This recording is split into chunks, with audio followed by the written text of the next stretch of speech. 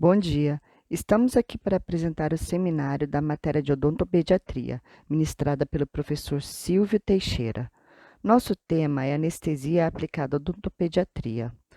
Nosso grupo é composto por Ana Luísa, Bruna Campos, Gabriela Demoner, Gébeda Monteiro, Joa Mason, Laís Pimentel e Lais Scarpati.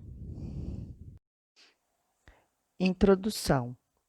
Cautela do cirurgião dentista.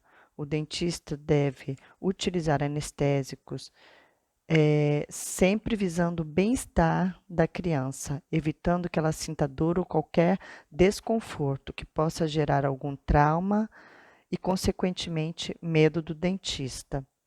Ele deve eleger o momento ideal para iniciar a anestesia e deve fazer uma boa anamnese, evitando qualquer falha na eleição do anestésico que seja melhor para cada paciente.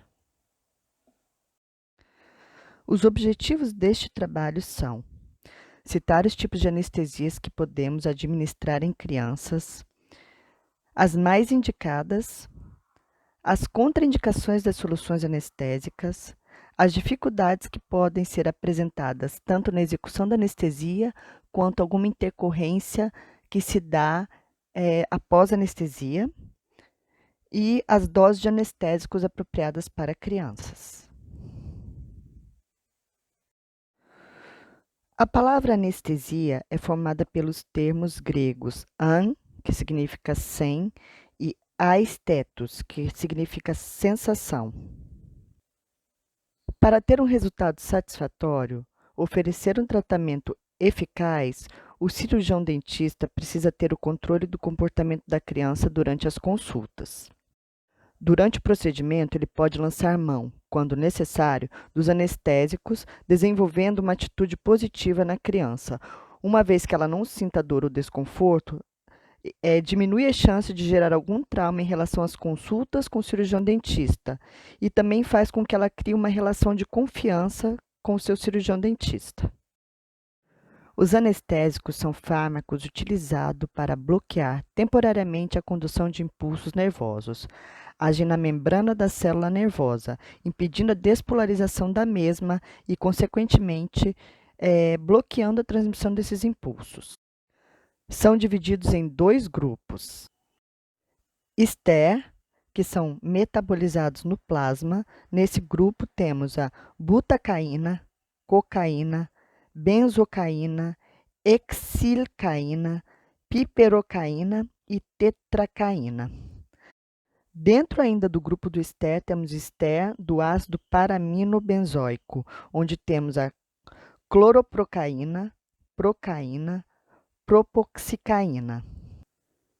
Já o outro grupo são o grupo das amidas, onde temos articaína, bupivacaína, dibucaína, etidocaína, lidocaína, mepivacaína e prilocaína.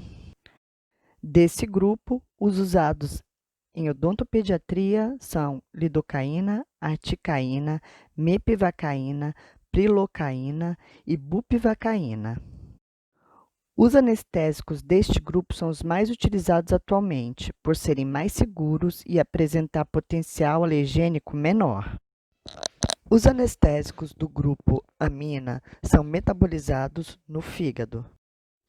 Associado aos anestésicos, usamos substâncias com o objetivo de fazer a vasoconstrição, uma vez que quase todos os anestésicos são vasodilatadores, exceto a cocaína.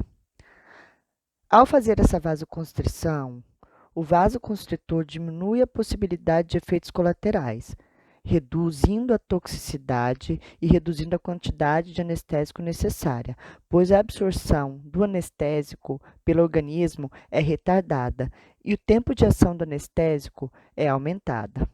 Temos como exemplo de vasoconstritores adrenalina, felinefrina, felipressina e noradrenalina.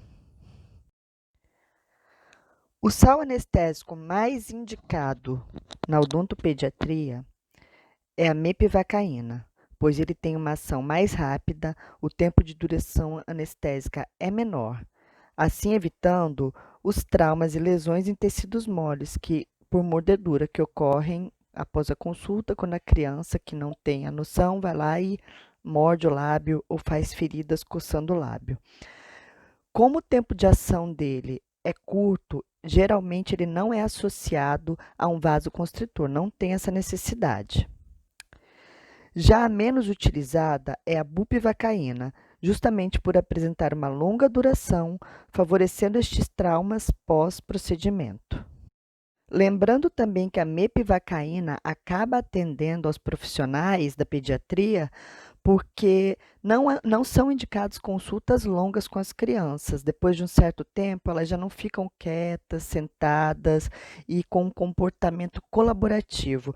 Então, a mepivacaína é curta, assim como devem ser as consultas, geralmente. Técnicas mais utilizadas. Antes de entrar no aspecto das técnicas em si, vamos reforçar que sempre antes de qualquer anestesia é importante fazer uma boa anamnese. Saber se a criança já tomou alguma anestesia, caso sim, qual foi a reação dela, se ela tem alergia a algum componente dos anestésicos e, caso seja necessário, inclusive entrar em contato com o médico pediatra da criança.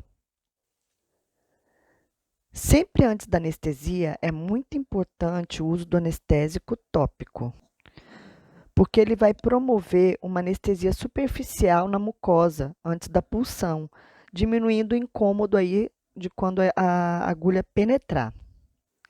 Temos no mercado diversos sabores e ele tem em forma de gel, líquido, pomada e até aerosol. Para fazer o uso do anestésico tópico, devemos secar previamente a mucosa com uma gaze e aplicar pode ser com cotonete, massageando ali a mucosa por 1 minuto. E seguir com a técnica de eleição do cirurgião dentista. As técnicas mais utilizadas na odontopediatria são técnica infiltrativa, técnica interpapilar, papilar ou transpapilar, técnica de bloqueio regional, técnica intraligamentar e óxido nitroso. A técnica infiltrativa é indicada para dentes superiores, onde o osso da maxila é mais poroso, facilitando a penetração da solução anestésica. É indicada para procedimentos restauradores, terapia pulpares e pequenas cirurgias. Técnica interpapilar, papilar ou transpapilar. Pode ser usada em dentes anteriores ou posteriores, em procedimentos restauradores menos invasíveis, colocação de grampos e exodontia de dentes descidos com grau de risólise avançado. Técnica de bloqueio regional. Ela é utilizada em tratamentos de pré-molares ou de molares descidos ou permanentes, todos da região da mandíbula.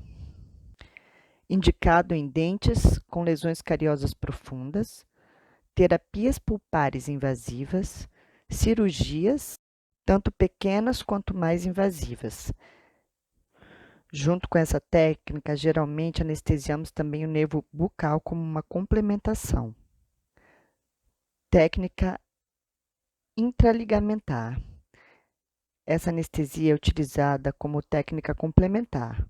O efeito é quase imediato. É uma técnica fácil, simples, rápida e segura. Sedação com óxido nitroso. É uma sedação inalatória, que é uma mistura de oxigênio e o óxido nitroso. É muito bom para usar em pacientes onde as técnicas de controle comportamental não são eficazes e em pacientes odontofóbicos. Também é bem utilizada em pacientes de PNE.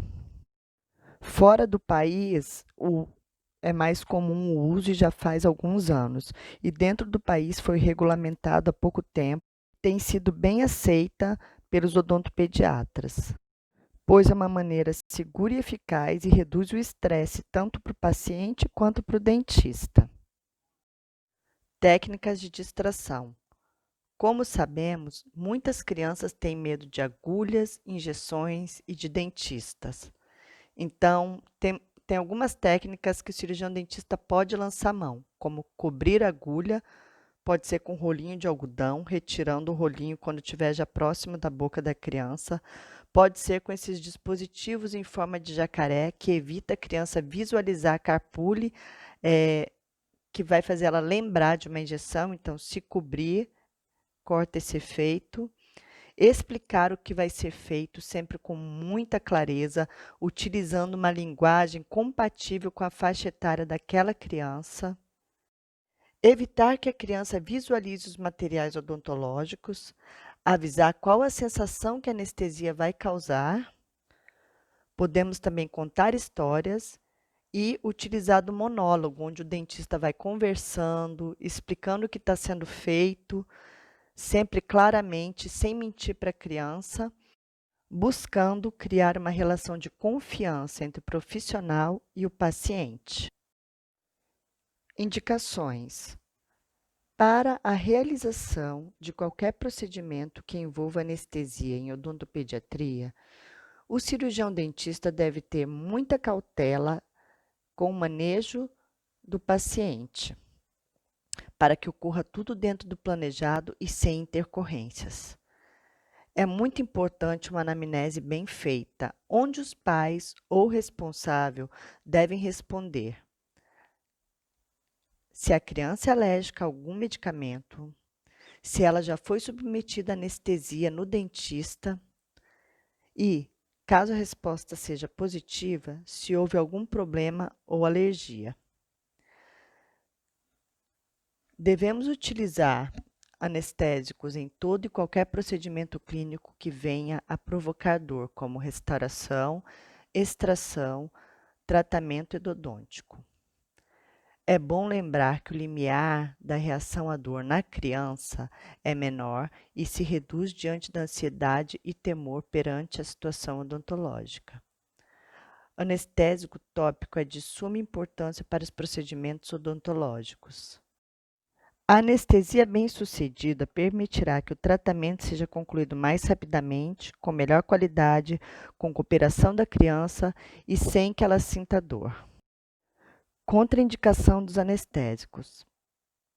Pacientes alérgicos aos diferentes anestésicos e seus componentes, pacientes com necessidades especiais sem condições de colaborar, onde nesse caso podemos optar pelo óxido nitroso, que é o Dinalar, na presença de anomalias que levem à abertura bucal limitada, anomalias cardíacas congênitas graves ou diante de uma cirurgia bucal maior, como o bucomaxilofacial, que ultrapassa os limites da anestesia local. Agora falando sobre dificuldades transoperatórias, não é nada menos do que contratempos que a gente já pode esperar da nossa criança durante o nosso atendimento. Como, por exemplo, às vezes a criança ela tem um comportamento imaturo e uma cooperação negativa frente ao nosso tratamento odontológico. Crianças que um dia tiveram uma experiência negativa com outros atendimentos, geralmente vai estar sempre associando aquele trauma passado a todo consultório que ela estiver indo. Uma criança instável ou indisposta vai chegar no consultório um dia sem querer fazer nada. Aquela criança que se apresenta mais resistente, geralmente a gente vai estar sempre precisando de uma necessidade de contenção, e aí a gente pede que os pais ajudem e entrem junto com a criança para poder contê-las melhor. O tamanho da cavidade bucal, por ser uma abertura assim, muito limitada, também termina trazendo uma certa dificuldade. Listamos algumas complicações que podem ocorrer após o uso de anestésicos locais, começando pela toxicidade, que já acho bastante importante lembrar que a toxicidade em crianças ela é bem mais comum do que em adultos. Por quê? A criança ela tem uma maior chance de apresentar níveis elevados de anestésico no sangue, principalmente por ter um volume de sangue menor que o de um adulto.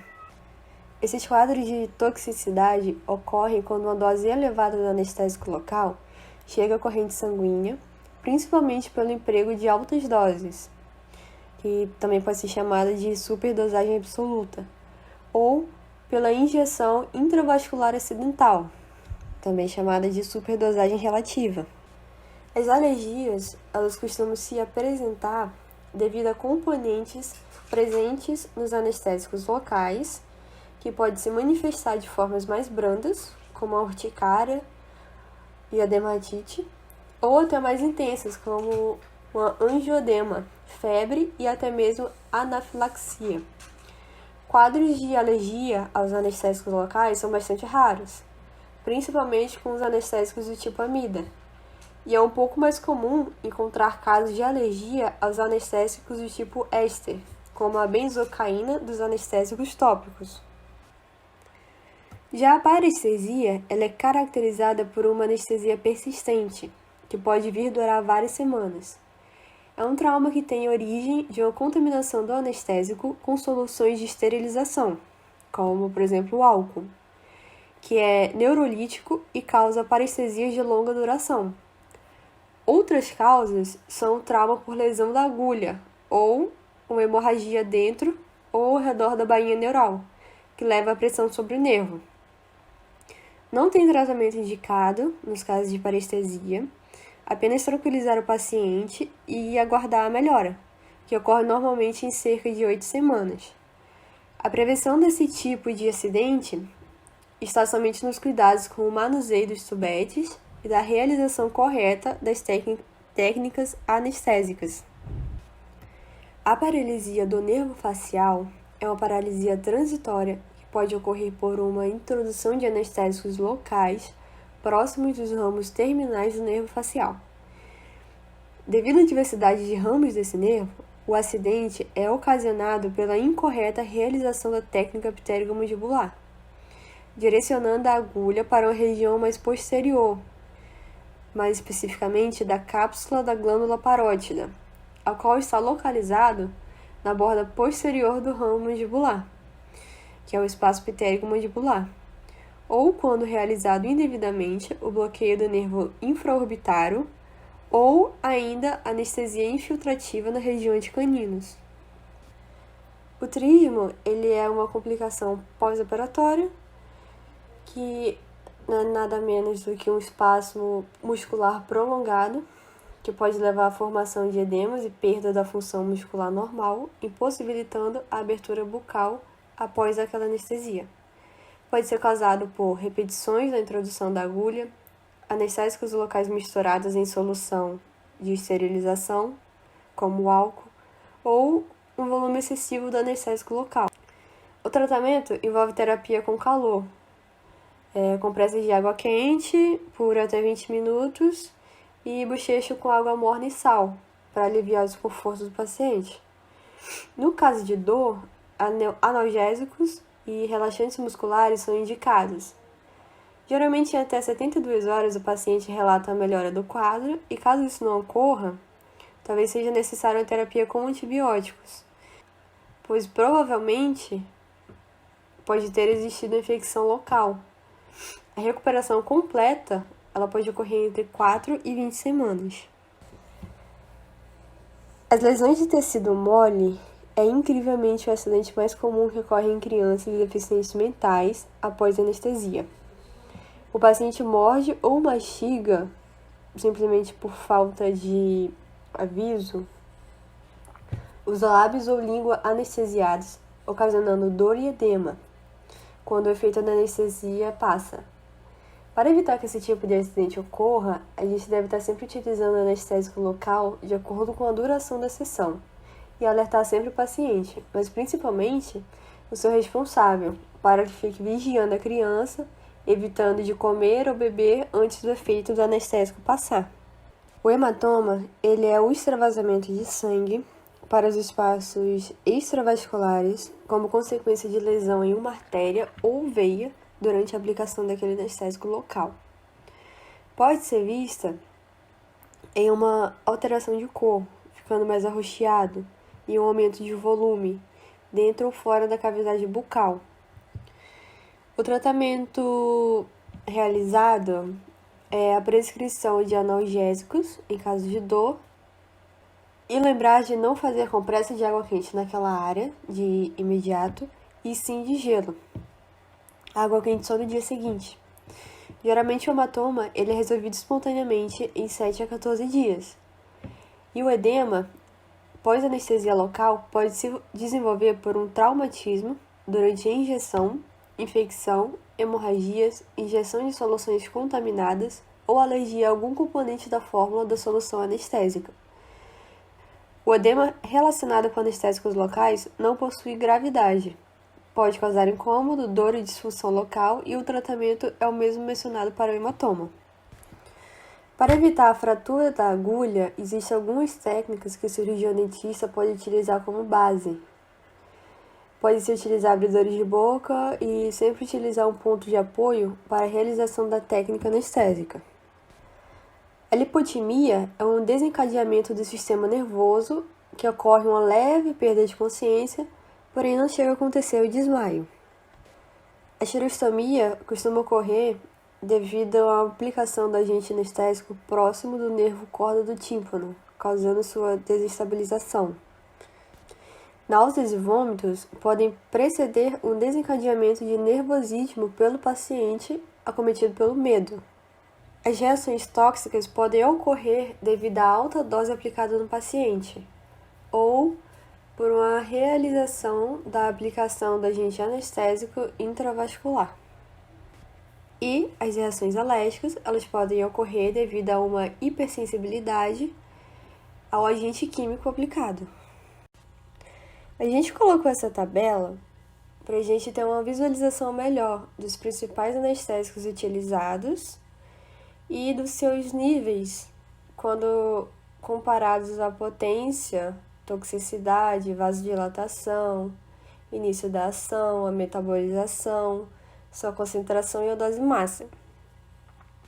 A mepivacaína, que é geralmente o anestésico de primeira escolha para os pacientes pediátricos, ele tem uma toxicidade relativamente baixa, sua vasodilatação é leve, tem um início de ação rápido, e a sua dose máxima ela é de 6,6 mg por quilo. Em comparação com a bupivacaína, que é o anestésico menos utilizado nos pacientes, ele tem uma potência alta, porém é um sal anestésico de ação lenta, que não é muito favorável aos pacientes pediátricos. De uma forma mais simplificada, como que a gente deve saber qual é a dose adequada para os nossos pacientes? Vamos usar como exemplo a lidocaína 2%. Quando a gente fala lidocaína 2%, significa que 2 gramas em 100 ml é o que a gente tem. Transformando os 2 gramas para miligramas, a gente tem 20 miligramas por ml. Levando em consideração que um tubete de anestésico contém 1,8 ml. De acordo com o slide anterior, a gente criou o seguinte caso para poder explicar melhor as doses adequadas no paciente pediátrico. Sendo assim, um paciente da clínica de odontopediatria da FAESA compareceu ao atendimento para a extração do elemento 65. Na anamnese, a mãe relatou que o mesmo possui 20 quilos. Pergunta 1. Quanto de sal anestésico deve possuir no tubete para essa exodontia? E quantos tubetes deverão ser utilizados, no caso da lidocaína 2%? Se em um tubete temos 1,8 ml e a dose da lidocaína é de 7 mg por quilo, a gente faz uma regra de 3, baseado nessas condições, e a gente chega à conclusão de que a gente precisa de 140 miligramas para os 20 quilos da paciente. E então, a gente descobre quanto de sal anestésico a gente vai ter em cada tubete, que vai ser 35 miligramas em um tubete. Sendo assim, para a gente saber quantos tubetes é possível utilizar nesse paciente, a gente pega a miligrama suportada por esse paciente, que é 140 miligramas para os seus 20 quilos. E então a gente divide pela miligrama contida em um tubete. Ou seja, 140 dividido por 36 vai resultar em 3,88, que nesse caso a gente arredonda para 3 e a resposta final passa a ser de 3 tubetes. Além dos dados fornecidos pelo fabricante e a realização da regra de 3, conforme foi explicado anteriormente, existem outras fórmulas que são adequadas para o paciente pediátrico, principalmente aqueles que possuem menos de 1 ano de idade. Contudo, o autor Coren afirma que essas fórmulas elas não são precisas, pois esses aspectos contidos podem variar bastante e podem subestimar a dose realmente necessária. Sendo assim, elas não devem ser utilizadas se o fabricante fornecer a dose adequada. Caso contrário, a fórmula de base a ser utilizada é a da superfície corporal. E esse foi o nosso trabalho. Obrigada a todos que assistiram e até a próxima!